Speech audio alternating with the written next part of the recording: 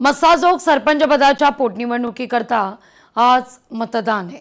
अश्विनी देशमुख विरुद्ध स्वरूपानंद देशमुख अशी लढत आहे। संतोष देशमुख यांच्या हत्येनंतर हे पद रिक्त होतं। यावर आता सरपंच असलेल्या संतोष देशमुख यांच्या पत्नी अर्थात अश्विनी देशमुख आपलं नशीब आजमावत आहेत।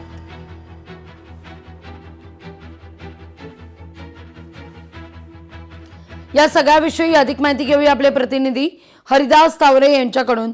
हरिदास, साधारणतः आता वाजले 8:09। पोटनिवडणूक आज होतीये, कसा प्रतिसाद मिळतोय या निवडणुकीला?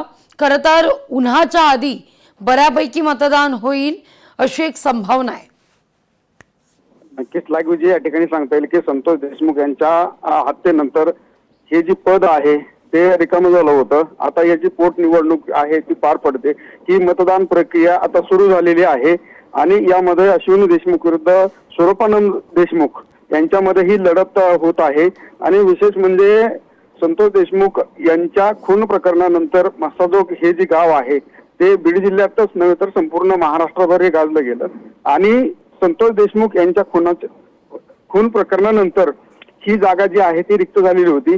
आज प्रत्यक्ष मतदान प्रक्रिया या ठिकाणी पार पडते आणि विशेष म्हणजे मस्साजोगकर जे ग्रामस्थ आहेत हे कशा पद्धतीनं अश्विनी देशमुख यांना कौल देतात हे देखील पाहणं तितकंच महत्त्वाचं ठरणार आहे।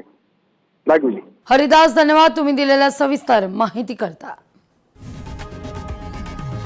लोकशाही मराठी ऐका, पहा, जागरूक रहा।